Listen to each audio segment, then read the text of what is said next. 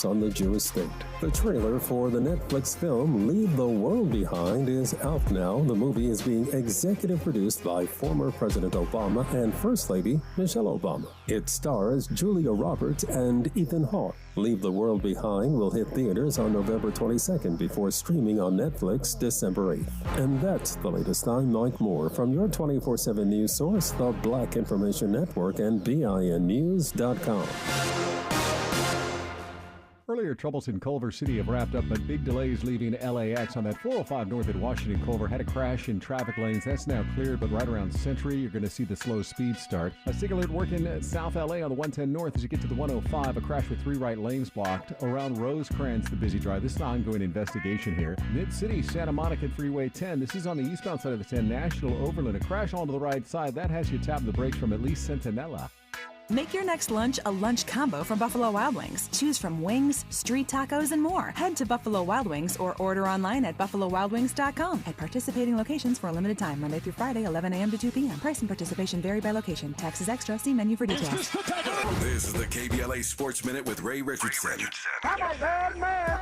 The Denver Nuggets picked up where they left off last season, beating the Lakers. The Nuggets win by 12 last night in the NBA regular season opener for both teams. Nuggets center Nikola Jokic had a triple-double, 29 points, 13 rebounds, and 11 assists. By the way, Jokic is one of a record 125 international players opening the season on NBA rosters. The previous high was 121 in 2017. Another indication of how foreign players are making their mark in the NBA. LeBron James had 21 points. A very troubling stat for the Lakers.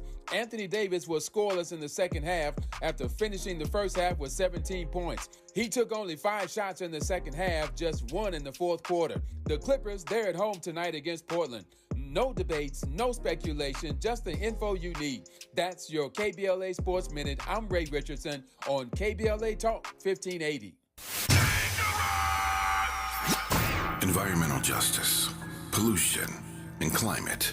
In Los Angeles and across America, people of color are suffering and dying from disproportionate health impacts on a planet that has less than 10 years to prevent irreversible damage. Heat illnesses, respiratory illnesses, water-related illnesses, food system impacts, insect-related diseases, black maternal health, and mental health effects. As the impacts of climate change mount, millions of vulnerable people, our people, are going to bear the brunt of these extreme environmental events, which will likely lead to forced displacement, loss of cultural identity, and other related risks. These realities are as real as rain. Stay tuned to KBLA Talk 1580 for more details about the most progressive multimedia and live events campaign any black media outlet has ever undertaken to combat the climate catastrophe. Experts, events, empowerment. It's all on the way from unapologetically progressive KBLA Talk 1580. We don't black down. We level up. Level up, level up, level up, level up, level up, level up, level up, level up, level up, level up, level up, level up, level up.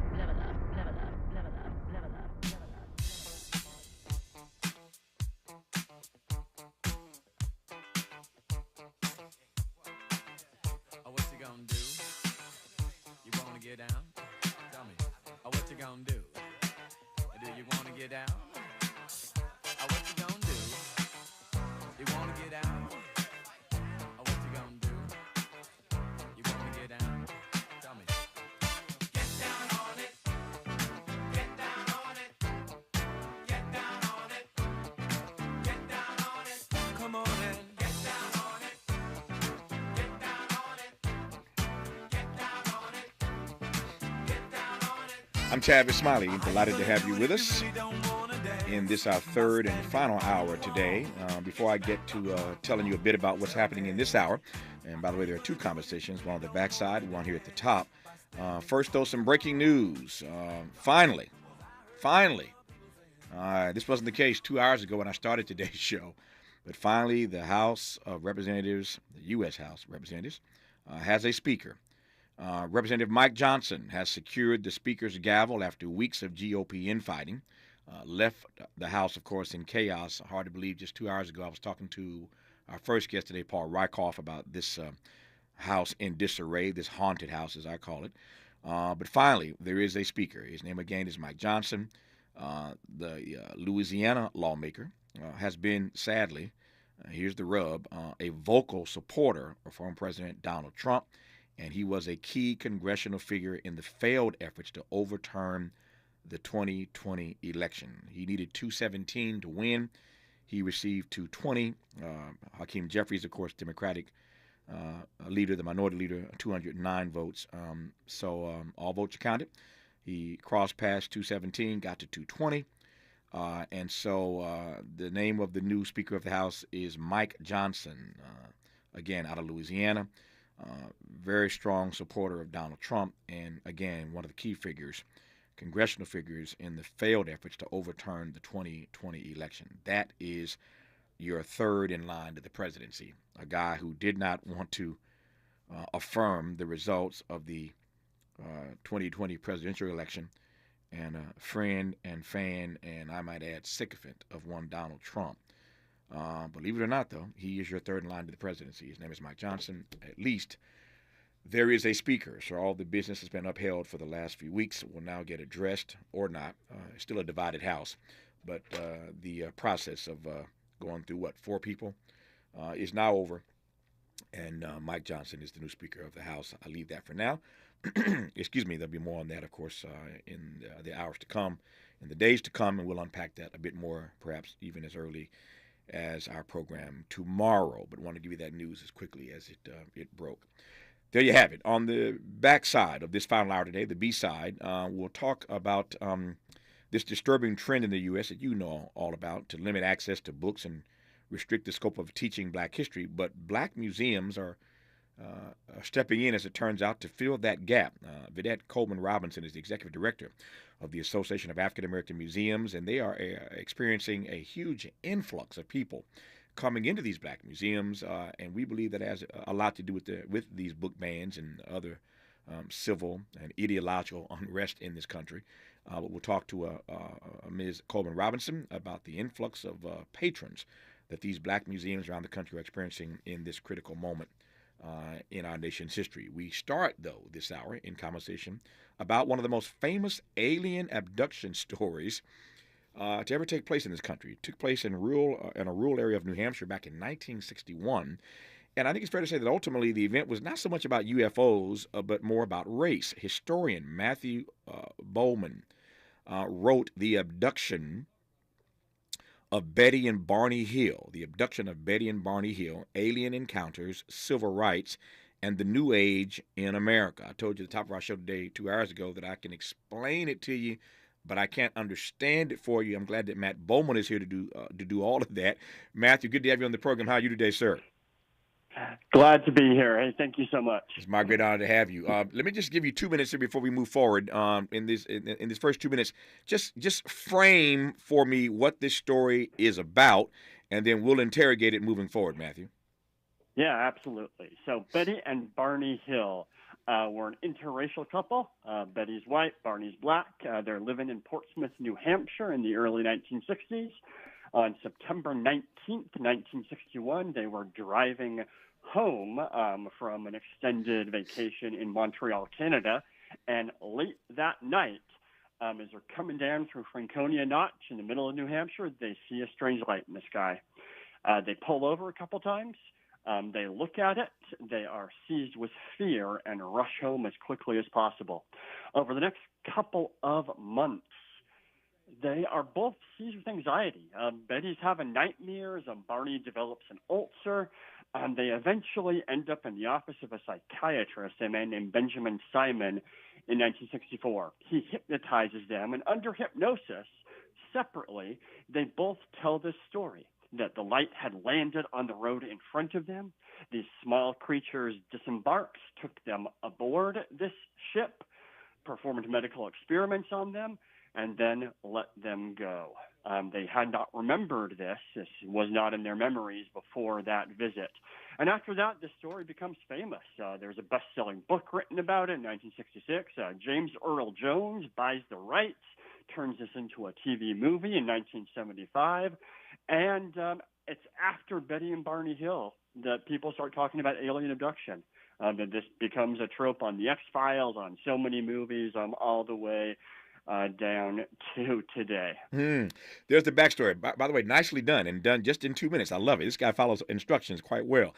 And so when we come forward, more about the abduction of Betty and Barney Hill. Who knew that all this talk about alien encounters really started with an interracial couple? You're listening to Tavis Smiley.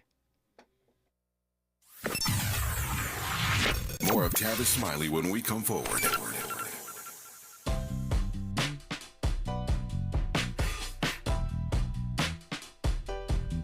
Escalade IQ. This the intro to the all-electric Cadillac, perfection like Zoom. And on a full charge, you get 450 miles without the stop. IQ. This is what I do. Daddy fat intellect since '92. Linked all the way back, panoramic roof. Come with 24-inch rim standard. Ooh, why? Shawty don't kill him. Cadillac diamond in the back, cold chillin'. And when I'm on attack, on the track is no ceiling. Sky's the limit. You hear me? You hear me? Straight drop, no parachutes. Lay lines like a longitude and latitude. Feel it, beloved, clearly, we're hustling. Bustin', truckin'. Cadillac, Cadillac, Cadillac. For more on the Escalade IQ, visit Cadillac.com. Available late 2024. GM estimate 450-mile range on a full charge based on development testing and/or analytical projection consistent with the CHA 1634 revision 2017 MCT. Range subject to change prior to production. Annual rates may vary based on service factors, including ambiance temperature, terrain, battery age, and condition loading, and how you use and maintain your vehicle.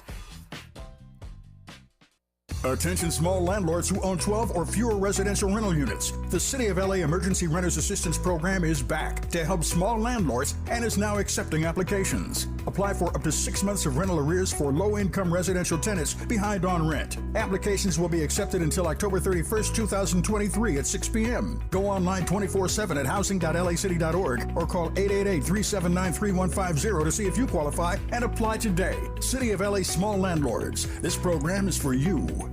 If you are a private individual or a small business owner who has had problems obtaining a business loan, credit card, or just even acquiring an apartment, please call Alliance Hillview LP for a free consultation at area code 510-459-6001. That's area code 510-459-6001. Remember, don't let your past determine your future. As veterans, we're no strangers to helping others. That's what we were taught, service before self. But we do have one question for the veterans listening. When is the last time you reached out for help? If you or someone you know needs resources, whether it's for stress, finances, employment, or mental health, don't wait. Reach out. Find more information at va.gov/reach. That's va.gov/reach. Brought to you by the United States Department of Veterans Affairs and the Ad Council. He's rooting for everybody black. Everybody black. More of Tavis Smiley coming your way right now. Matthew Bowman, tell me a bit more about Betty and Barney Hill. We'll get to the abduction piece in just a second, but tell me a bit more about this interracial couple in New Hampshire back in the 60s. Yeah, absolutely. So Betty is born and raised in New Hampshire. She's in a union household. She grows up an activist. Her parents are both involved in the union movement, and she spends most of her youth, this is in the Great Depression, lobbying for governmental reform. She's a big supporter of Franklin Roosevelt. She's kind of a classic New Deal liberal. Barney is from Philadelphia. His parents were part of the Great Migration. They moved up to Philadelphia in the 1920s from Virginia, and his father works for the post office. He himself goes to work for the post office after his education. He is a veteran. He fought in World War II, then goes to work for the post office. The two of them meet while Barney and his first wife are on vacation in New Hampshire. They run into Betty at this resort after Barney and his wife divorce. He reaches out to her, and they start kind of cultivating this relationship. They join the Unitarian Church in Portsmouth, New Hampshire after they're married because the Unitarian Church is committed to civil rights, and they're both really involved in this. They're in the NAACP. They were nearly founding members of the Portsmouth, New Hampshire NAACP. Barney Hill goes to the March on Washington in 1963. He is there listening to Dr. King speak. In 1964, they are invited to the inauguration of Lyndon Johnson for president. because of their civil rights activism. So they're very, very plugged into the movement in Portsmouth, New Hampshire. And that certainly has an impact on how they talk about this alien abduction. Yeah. Give me a sense of how this interracial couple in New Hampshire in the 60s is treated or not treated. I'm fascinated by the high regard in which they were held. I'm fascinated by their activism. Obviously fascinated they're invited to the inauguration of Lyndon Johnson, but they are an interracial couple in America in the 60s, and so Yeah. I'm surprised that again they were so regarded in that way. Was there no downside to them living lives as an interracial couple in the 60s, even in New Hampshire? Yeah. Oh, yeah, absolutely. And it really comes out after the abduction. There are not a lot of black people in New Hampshire in the early 1960s. It might not surprise you. might not be today. Yeah, go ahead. Yeah. Yeah, exactly. So, there's very few, and the NAACP there is quite small, and the state's really divided in the 1960s. There's a pretty strong contingent of people who are on board with the civil rights movement, like their minister, right, who invites them to join his church because he's so committed to this cause. But eventually that same minister is forced out by other members of the congregation who don't like this activism and who see it as rocking the boat somewhat. So certainly Betty and Barney are kind of, they're paddling upstream, you might say, and they do face quite a bit of discrimination, especially as they become more vocal, first about their activism, but then about this strange experience that they had. Yeah. So now I'm getting to the sweet spot here. Tell me, you described the abduction as they described it. You shared with us their words about what happened to them, but I'm curious as to why they went public with this story. What do we know about why they started talking about it publicly? Yeah, that's a great question. It gets right to the heart of this. So as soon as they get home, after having seen this strange light, and this is before they remember any of these things, Betty wants to call people. Betty wants to call the military. Betty wants to call the police. Betty wants to go public. Barney does not, because Barney is worried that is going to leave a mark on their activism, right? People are not going to take them as seriously as they had before, when they were known as a very kind of civic-minded, upstanding, respected couple. Betty eventually wins that argument. They call the military, but nothing happens. The military doesn't take them seriously. Barney's a bit relieved by that. Betty is a bit frustrated by that. Then after they're hypnotized a few years later and they get all these memories of this strange thing, pretty much the same dynamic unfolds, right? Betty is kind of eager to go public. Barney is less so. They agree that they won't, but eventually they are made public not by their own choice. A reporter, a guy named John Luttrell, hears about this story, tracks it down. At one point, he comes to their house. They're not home. He sits on their porch. They drive home, see him on their porch, and just drive away again. He eventually, though, publishes the story without their cooperation, and then the cat's out of the bag. There's nothing they can do about it. So they start appearing on radio, on television, trying to defend themselves, saying, no, look at us, right? We're upstanding, we're educated, we're respectable people. Take us seriously. But unfortunately, people do not take them seriously. And a lot of the critiques levied at them, the skepticism, the doubt, is very much tinged by skepticism that there's an interracial couple here. How can we take them seriously? Even liberals, right? Even people who support the civil rights movement, what you hear from a lot of them is that this poor couple is under such strain because they are an interracial couple. It's no surprise that they're having these psychological problems. That's even coming from sympathetic people. Right, and of course, there's a fair share of people. At one point, one of their friends says that they came home one day and found a swastika painted on their driveway because of their fame. Right, and so they're under siege. Yeah. What do you make? Here we are now in 2023, and we are in that scary Halloween season of the year anyway. But what do you make of the fact that now, to your earlier point, alien encounters is like it's a multi-billion-dollar industry.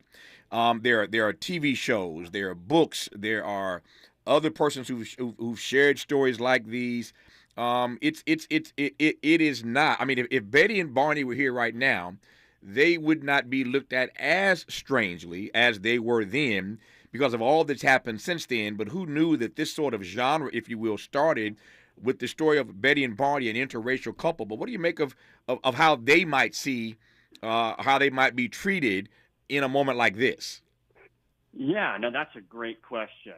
And I think we can get a sense of that for where they end up, right? They do go to the press. They go to the medical establishment. They go to the government. Nobody takes them seriously. They eventually find a home, and they find people who take them seriously in the New Age movement. In this kind of broad, loosely connected organization of people who believe in crystal magic, who believe in astrology, who believe in psychic powers, right? There's a section of this in every bookstore in America, these sorts of things. Those are the people who take Betty and Barney Hill seriously. And they find a home there. Right, and those, I think, if they were alive today, and Barney unfortunately died in 1969. Betty lived till just about a decade and a half ago. Those are the people who she spent the remainder of her life with. These people who did take them seriously, who were on the fringe in American culture back in the 70s. But I think this movement is growing and growing and growing. Yeah. Was there anything strange or bizarre about Barney's passing in '69, given that this happened in '61? No, some people thought so. A lot of people wrote to Betty and said, was his death connected somehow to this strange event? And she always denied it. But she did say this, and I should say his death was quite unexpected, quite sudden. It was a cerebral hemorrhage. He died tragically while he and his wife were playing pool one February morning. And it was a major shock to Betty. And as I say, right, a lot of her friends, people reach out to her and said, do you think his death had anything to do with this? But she did say this. After his funeral, she was driving home alone. It was late at night, and a UFO emerges from the clouds and stops above her car. And she gets out of her car. She looks up at this thing, and she has the sense that it's looking for Barney. And she says, he's not here. He's buried. He's in the graveyard, and the UFO leaves. So Betty comes to really believe, right, that these strange experiences she's having may not have caused her husband's death, but they're aware of it in some way. They're connected to it for some way. And I mentioned, she moves into the New Age movement later in her life. A lot of what she's doing, I think, there is searching for her husband, searching for evidence that he's still out there somewhere, that he's aware of her. She loved him really, really deeply, right? And the rest of her life's in mourning. Tell me more about this doctor. So you mentioned earlier that this interracial couple, Betty and Barney Hill, end up going to see a doctor who hypnotizes them and gets some of this story out of them. Tell me about that doctor. And it's one thing for Betty and Barney to have not been taken seriously and they've been shunned by a lot of people who thought they were just kind of off their rocker.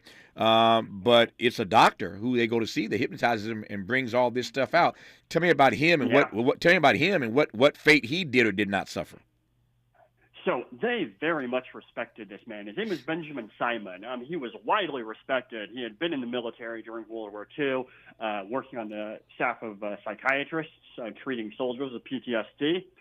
He's nationally known as an expert in hypnosis. And after he brings these memories out, he hypnotizes them. He tells them, tell me about what happened to you. He has no idea what they're going to say, right? And then they come out with this story. He tells them afterward that he does not believe this abduction happened. He says hypnosis is not like a machine that just looks in your mind and transcribes your memories. In fact, it's very, very common, he tells them, for people under hypnosis to, what the word he uses is confabulate memories. And critically, he says these memories represent emotional truth, but perhaps not literal truth. And one thing he learns from hypnotizing Barney is that on this trip to Montreal, Barney is on his guard the whole way. He tells Simon he is worried at every motel they stop at that the landlord's not going to rent them a room because of Barney's race. He tells Simon that at a restaurant he notices the wait staff staring at him. And Simon comes to suspect that this story of abduction of being taken by these small creatures, being reduced to helplessness, is actually an expression of Barney's racial fears. Now, Betty and Barney don't believe that. They've got these memories. They're convinced this thing happened. And they have a kind of strained relationship with Simon for the rest of their lives because he tells them over and over that he doesn't believe it. Yeah. When you, or when I actually said at the top of this conversation that ultimately this event was not so much about UFOs as it is about race, I took that, of course, from that statement from a description of the text. Unpack that for me. When we hear a story like the one that you're telling, that of course comes from Betty and Barney Hill, but we make the point that it's really less about that than it is about race or racism. I think I get it, but unpack that for me in your own words. Sure. Yeah. So here's the thing: strange things in the sky. Human beings have been seeing strange things in the sky as far back as we can track, right? Yep. There's some in the Bible, even. What are they? I think every human culture looks at these strange things and projects meaning onto them. It's after World War II, right, when we've got nuclear bombs, we've got jet planes. We look up at them and we think, oh, those are ships. Those are like those are like spaceships that we build, only more advanced, and so on and so forth. And in the 1950s and 1960s in America, a time, I think, when this country is undergoing a major racial reckoning, and with a couple like Betty and Barney Hill, right, for whom their interracial marriage is a source of constant joy for the two of them, but also a constant sense of strain, you cannot help, I think, but ascribe some of these meanings to that.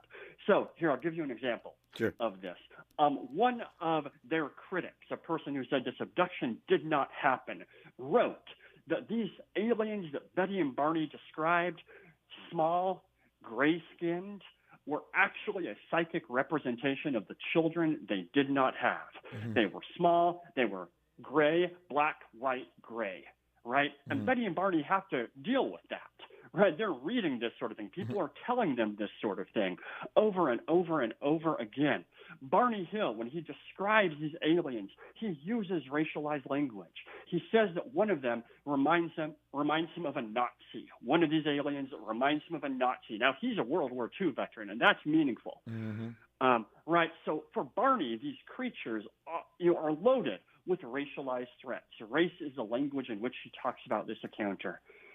Let me close with this. 1975, James Earl Jones options this story for a television movie. I did not recall that as a part of his I got a serious corpus, obviously, a serious body of work. I did not recall that, but tell me what it was about this story that got the attention of the iconic James Earl Jones and how the project was in fact received when it was broadcast. Yeah, absolutely. It's called the UFO Incident. James Earl Jones, of course, plays Barney. And for him, the story is very much about race. Fascinatingly, the abduction does not happen until about 2/3 of the way through this movie. A lot of the story before that is about them living as an interracial couple in a very, very white town, Portsmouth, New Hampshire. And then the remainder is about how this event that terrorizes these two people exacerbates a lot of those racial fears, how so many people doubt them, how so many people are skeptical of them, and are blaming their marriage for this encounter. Yeah. So for Jones, right, the story is all about race. There you go. It's called The UFO Incident, produced and starring one iconic thespian named James Earl Jones. If you can get your hands on it, it may be playing somewhere. I'm sure you can Google it and find it.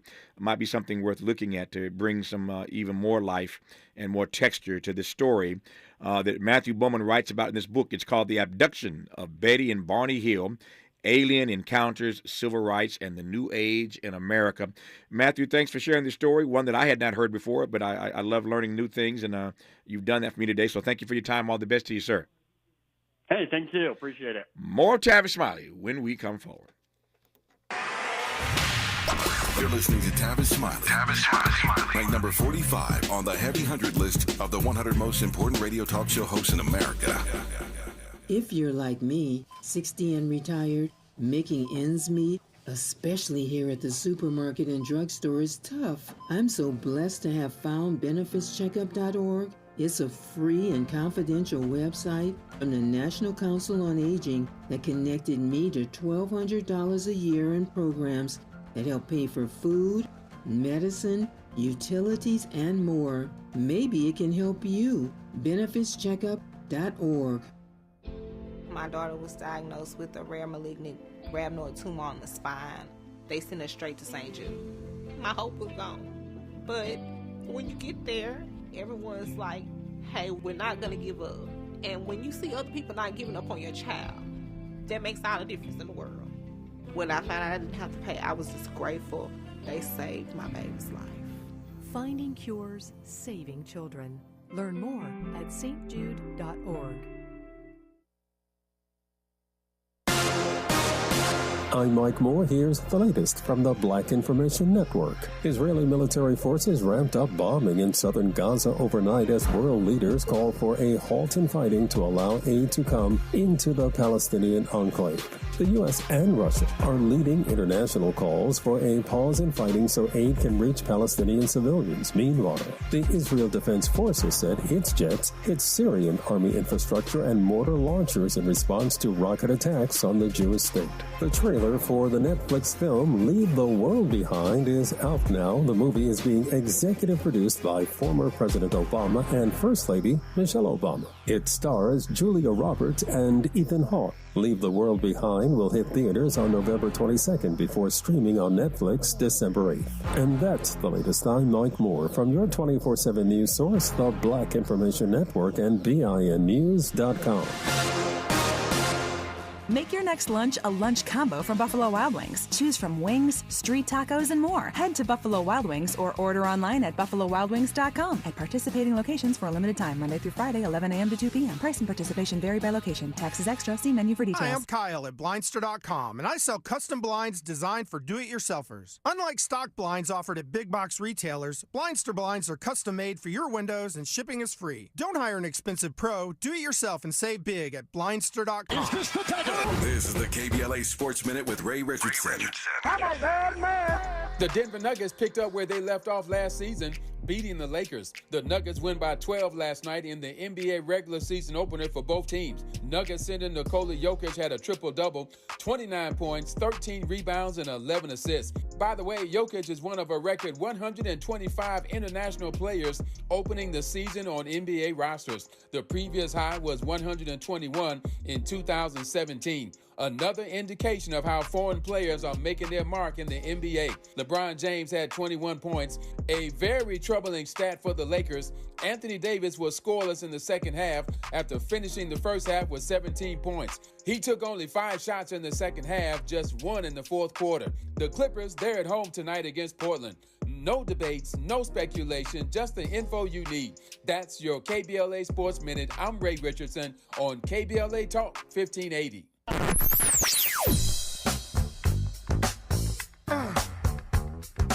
This is KBLA Talk 1580. Talk radio. That's music to your ears.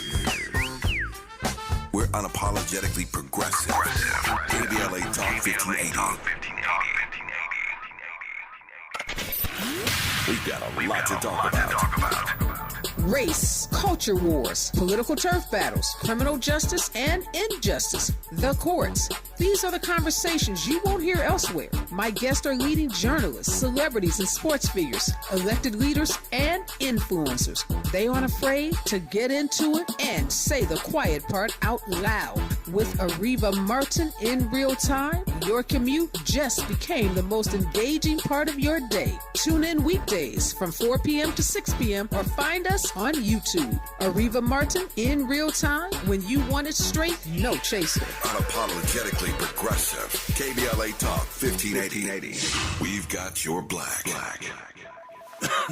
Hello? Man, where are you? I thought you were coming. I can't. I'm in bed with the flu. The flu? Whoa. Grandma's about to crowd surf. Man, I'll call you back. Don't get stuck at home with the flu. A flu shot is safe, effective, and you can get it at the same time as your COVID-19 vaccine. A flu shot is the best way to prevent the flu and its potentially serious complications. Don't get flu FOMO. Learn more at getmyflushot.org. Brought to you by the AMA, CDC, and the Ad Council. No young person should ever have to worry about having a safe place to sleep at night, or whether anyone cares about them.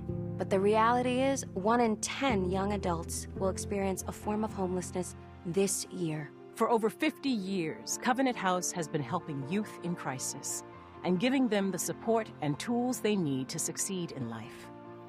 To learn more, go to covenanthouse.org today.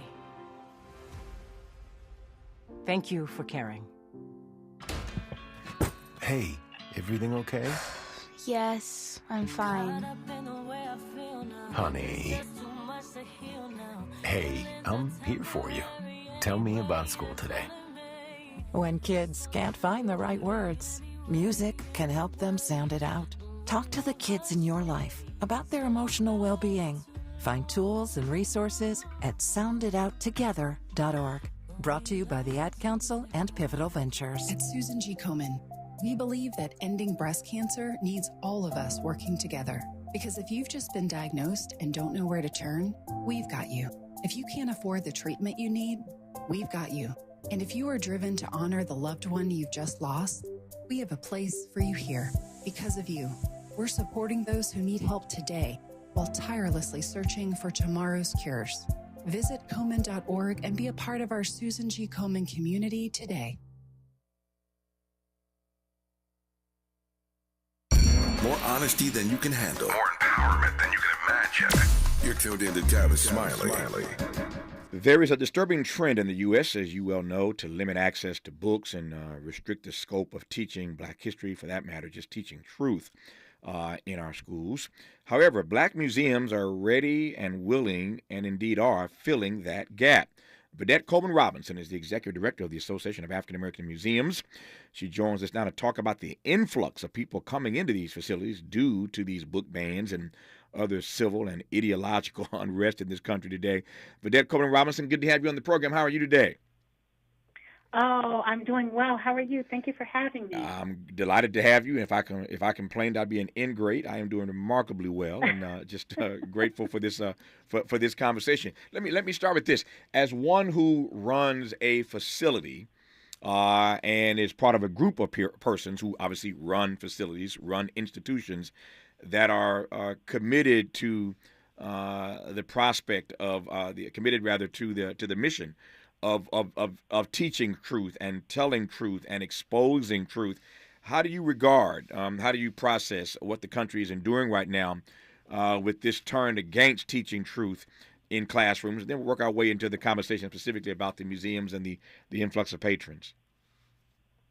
Absolutely. You know, Tavis, one thing that I can say is this isn't the first time that this has happened to us. Mm-hmm. You know, our museums have been around since, you know, the 1960s, and maybe even before then, if you start looking at some of the churches who were preserving African-American history and culture back in the 1800s and maybe even before then. This isn't the first time that we've been embargoed upon what we're allowed to say and what we're able to say to the public. Mm-hmm. But what we always do is pivot and find you know, creative ways to get around it and make sure that the histories are being told, one, correctly, mm-hmm. And then also ethically, right? Yeah. The correctly part, I get. You want the truth to be told, and to be told correctly. When you say ethically, by that you mean exactly what? When I say ethically, we're looking at things that are happening like on plantation homes, right? Mm-hmm. Where a lot of the plantation homes historically were not able or allowed because of their benefactors and things of that nature to actually engage the descendant communities. And now there's an influx of even plantation homes that are making sure that they're doing these making sure that they're doing their research and their interpretation ethically, which means that they are engaging the descendant communities correctly and by guidelines and all of that stuff to make sure that when they are doing the interpretation and the exhibit panels and all the things that the public sees, that it's not a whitewash or a water down of history. Yeah. So tell me what role Black museums can and, in fact, do play specifically in a moment in a nation where we are steadfastly turning away from the truth about American history.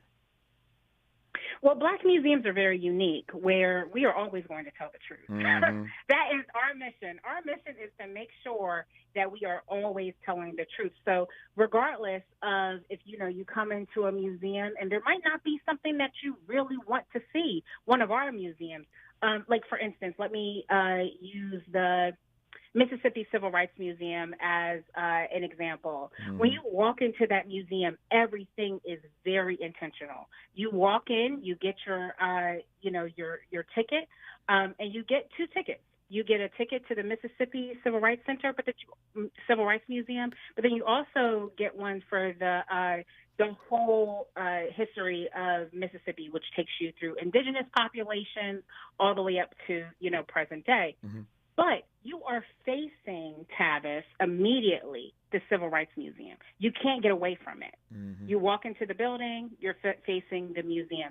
And as you walk through, everything is intentional to make sure that you understand and that people understand what happened in Mississippi, what African Americans have done in Mississippi to make sure that we have liberties today, and then also what they're enduring even to this day, and then also some of the benefactors, like what are we able to reimagine because of, the things that everybody did in the civil rights movement.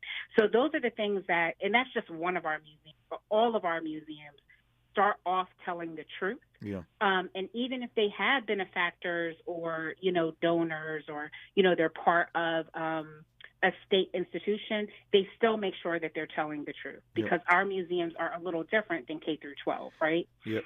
Not naive in asking this question, and I was pleased to see the data and the story about the influx that Black museums are experiencing. So essentially, these so-called leaders, these conservative leaders, these Republican leaders start trying to ban books. They start trying to disenfranchise teachers from teaching the truth. And now we see longer lines at Black museums bracing for big crowds. Yes. So what they're trying to stop is actually just happening at another space in another place. Yep. What do you make of that reality? I laugh because it's just really what the country is showing, and then just what people are showing, that everybody wants the truth, Mm-hmm. right? I think about when, even when I was coming up through K through 12, there were things that we were not taught. Some of it was because it wasn't old enough to be in the book yet. But then you have like just regular basic things. Like I didn't learn about Banneker Douglas growing up, right? I just didn't. I didn't get to that until I got to college. So things like that, people really are just like, you know what? No longer, and especially, Tavis, the other thing that we have is people have information at their fingertips. Mm-hmm. We didn't have that 20 years ago. 20 years ago, you had to sit at a computer, wait for AOL to dial up, and all of the things in order to get to the information. But now you have it at your fingertips, and you can say, and the public is saying, well, it doesn't matter what you're doing, K through 12, or what you're banning. I'm going to make sure that my child finds out the real story of American history in their respective communities. And not just that, parents are snatching their kids and taking them on road trips. Mm-hmm. So remember, back in the day, everybody was taking their kids to different beaches, different segregated beaches. Now it's like, okay, well, now we're going on a full tour of cultural history, and you are going to learn African American history and culture. And I think that that's not just African Americans saying, this is empowering African Americans to make sure that their stories are told and preserved and all of that, but I'm also seeing this through several other communities of Americans, making sure that they are whatever's being banned in the class.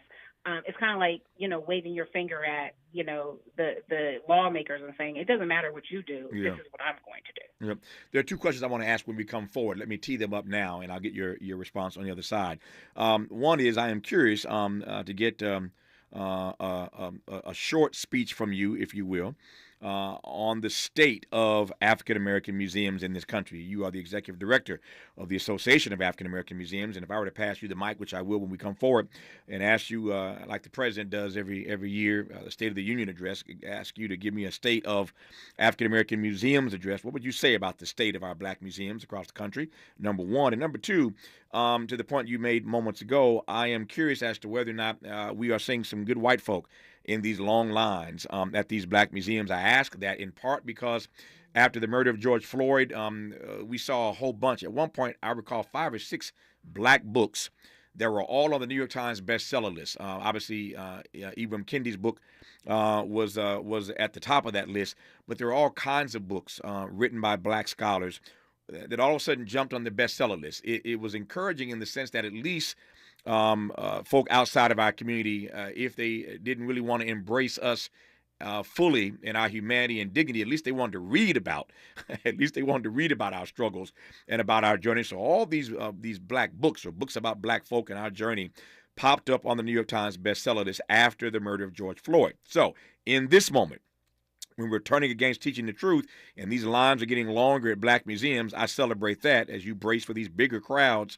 Are there white folk in these lines? Those two things and a bit more when we come forward with our guest, Vedette Coleman Robinson on Tavis Smiley. Seeking the truth. Speaking the truth. This is the Tavis Smiley Show.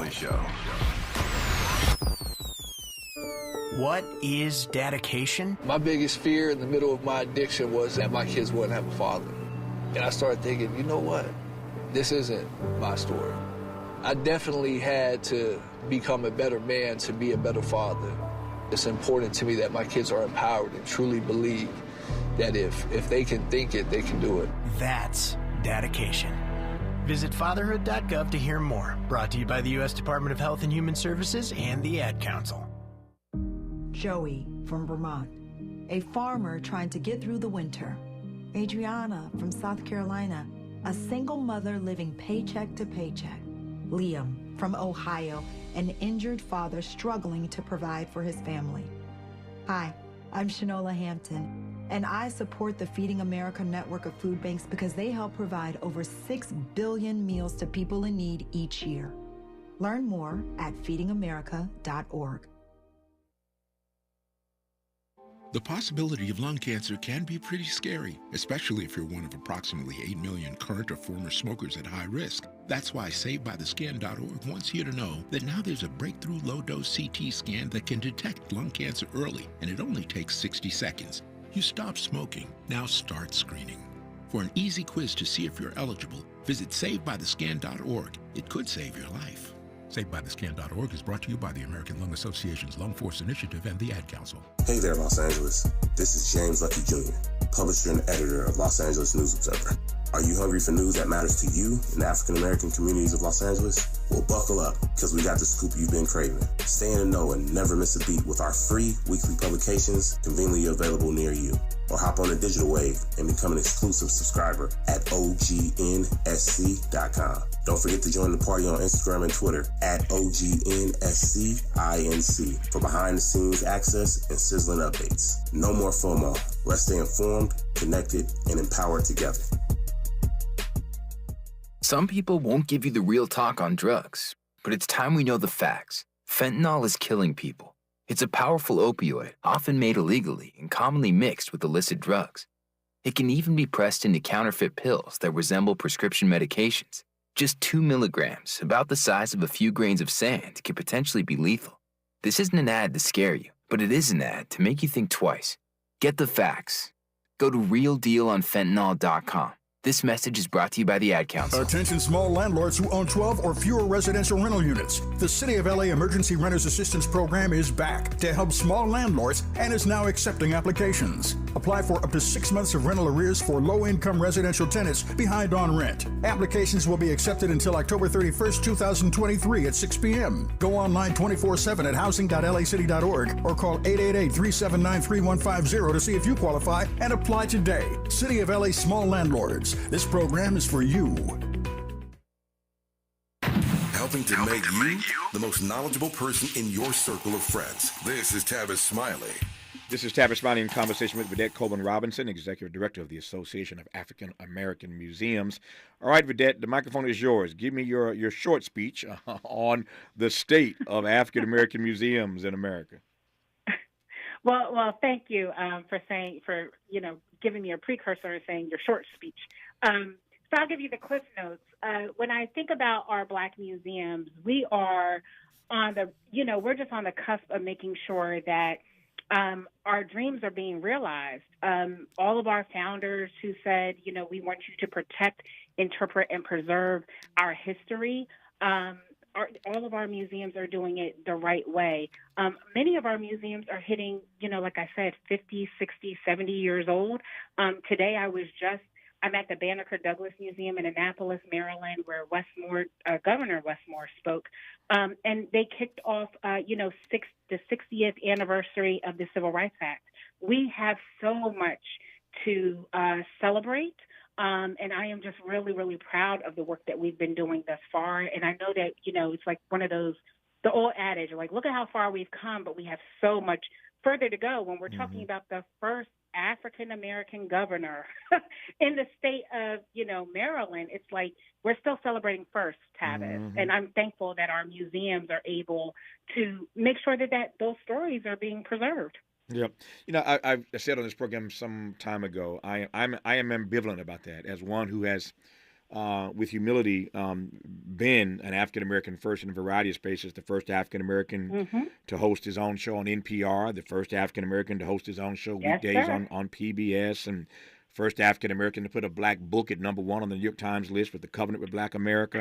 Come on, Tavis. I've had my share. I'm grateful, and I'm humbled by those opportunities. So I know what that feels like. I raise that not to pump myself up, but to say that even though I've experienced it, I get concerned about these African-American first, because on the one hand, to your point, Vidette, they are certainly worth celebrating, no question about that. But to your other point, it reminds us of all the spaces and places out of which we have been left, the spaces and the opportunities we've been denied that we're just now experiencing in 2023. You have spoken that very eloquently. That's exactly what it is, and do pump yourself up, because if you don't, who is? Right? No, I'm just a huge advocate of it. I know that you're very modest, but I'll do it for you. No, I appreciate that. I love these. I love that these museums are here to not just cover this history, but to make sure that it is, to your point, protected and preserved and shared for years to come. Because again, West being elected governor in Maryland is a big deal. So again, I don't want to in any way tamp down the jubilation, whether it's Wes Moore or Ketanji Brown Jackson. I mean, these things are Barack Obama, anybody. These things are certainly worth celebrating. Again, I'm ambivalent about it because it just reminds me of all the ways we've been denied opportunities, not because we couldn't do it, because oftentimes they were just perhaps afraid of our taking certain things over. I close on this point right quick. The great Jesse Jackson often reminds me that Jackie Roosevelt Robinson wasn't the first Negro who could play baseball with the white boys. He was the first one they gave the opportunity. I digress. Our remaining moments with Vidette Coleman Robinson when we come forward on Tavis Smiley. Hope, agency, dignity. This is Tavis Smiley. Can you dig it? Come on!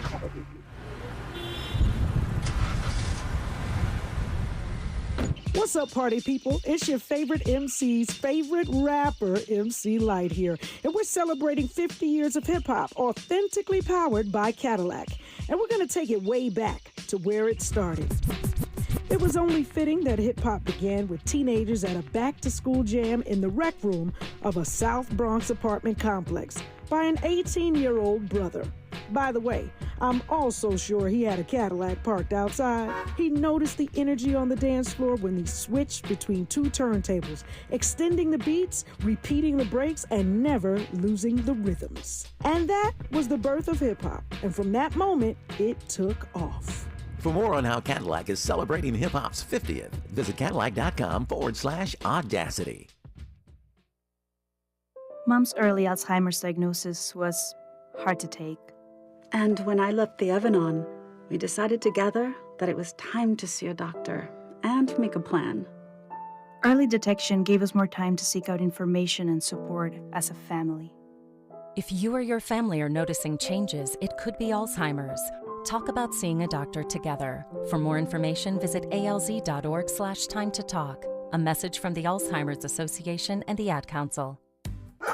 Your pet isn't just a pet, they're part of your family. Most of the pet food on the market is cooked at high temperatures, which kills nutrients. A scoop of Dynavite is a 3-in-1 daily supplement, adding back key nutrients to your pup's health. Try Dynavite for free. Just pay shipping and handling.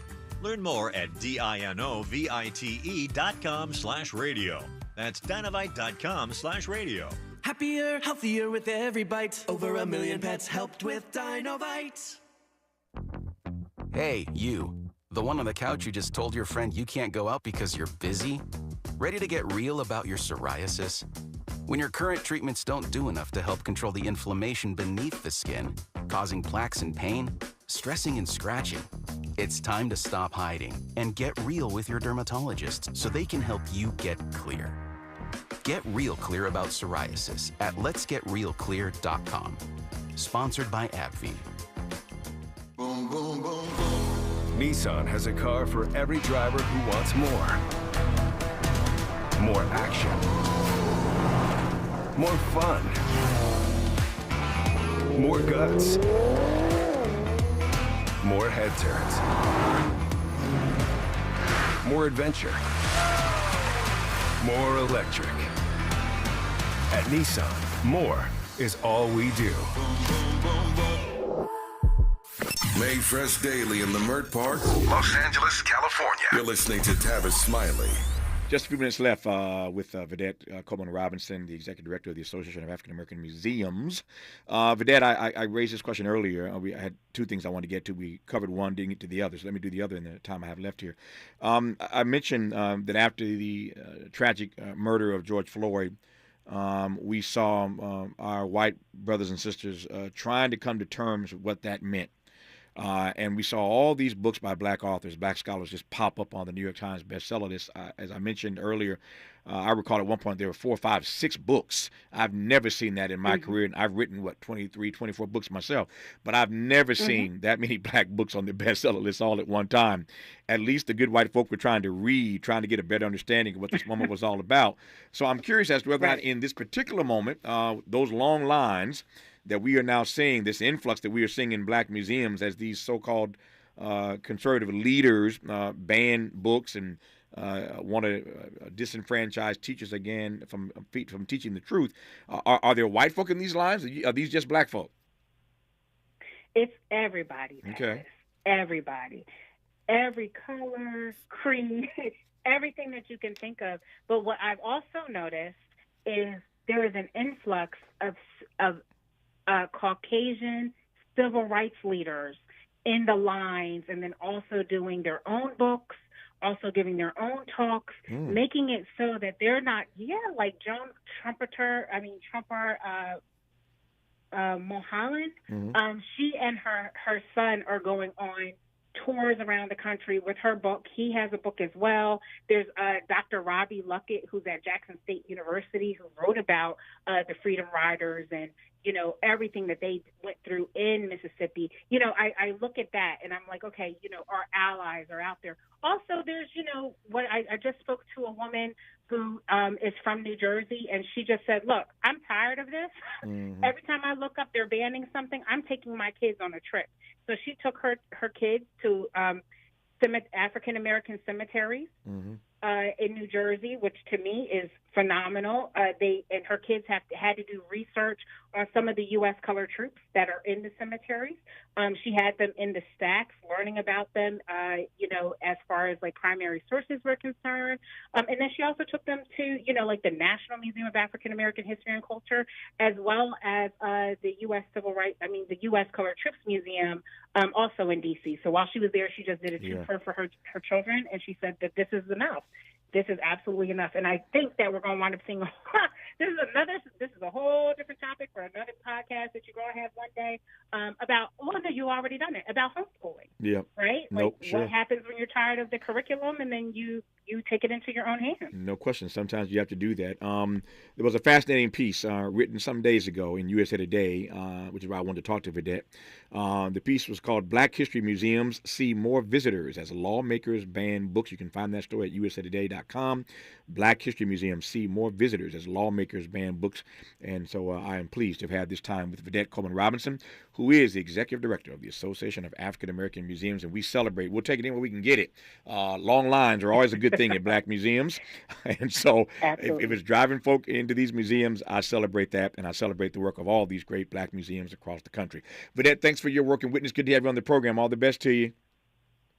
Oh, thank you, and thank you for having me. Good to have you on our program. And that is our program for today. Back here tomorrow to do it all over again, Lord willing. Until then, thanks for tuning in to Tavis Smiley. And as always, keep the faith.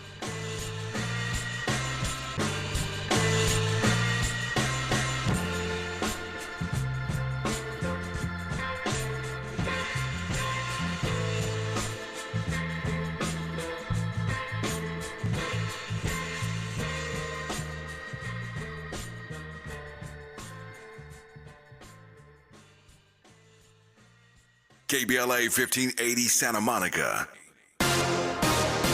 I'm Mike Moore. Here's the latest from the Black Information Network. Israeli military forces ramped up bombing in southern Gaza overnight as world leaders call for a halt in fighting to